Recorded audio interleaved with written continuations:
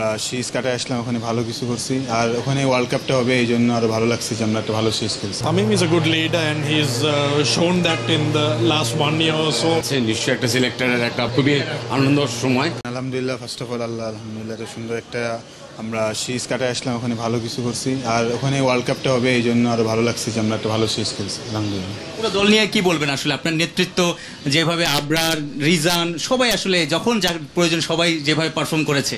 আসলে দেখেন যে ওইটাই দরকার, যে আসলে আমরা বিগত যে আমাদের একটা ইমপ্রুভ হয়েছে, আমরা মিডল অর্ডারের ব্যাটসম্যানগুলো আমি বলছিলাম যে আসলে কিছু আমাদের ভালো হলো, আবদুল্লাহ, রিজান, অল ইন্ডিয়া ভালো করছে সব, আলহামদুলিল্লাহ ওভারঅল সবার কম্বিনেশন একটা ভালো পারফরমেন্স আসছে। এক্সেপশনাল কি লেগেছে, মানে একটা দল বিশ্বকাপের আগে কি চায় একটা দল, সেই দলটার মধ্যে এই টুর্নামেন্টে আসলে সেই দলটার মধ্যে সেটা পেয়েছেন যে না ব্যালেন্স সব দিক দিয়ে?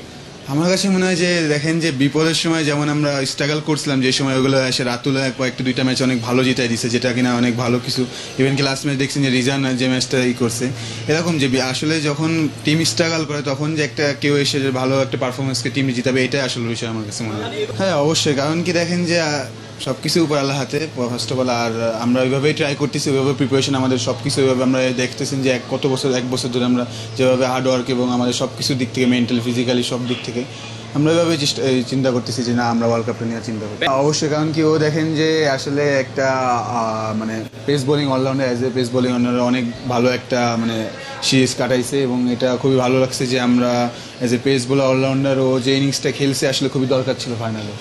না আসলে দেখেন যে অবশ্যই এটা একটা আমার কাছে মনে হয় যে এক্সাইটিং, আর অবশ্যই আমরা আমাদের ভালো ক্রিকেট দেওয়ার চেষ্টা করব, বাকিটা আল্লাহ।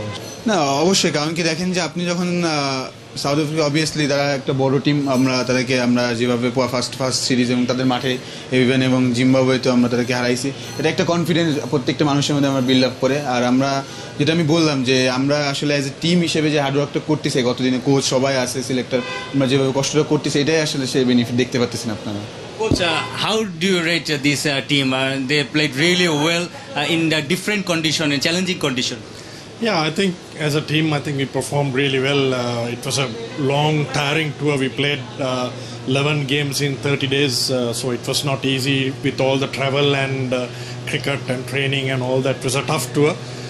Adapting to different conditions after South Africa, going to Zimbabwe, the conditions were quite different to South Africa. So I think the boys adapted really well, and the main thing was that we saw different people raising their hands up when the situation arises. So that's really good to see that. Well, Tamim is a good leader and he's shown that in the last 1 year or so, that he's capable of leading the side really well, and he's very good.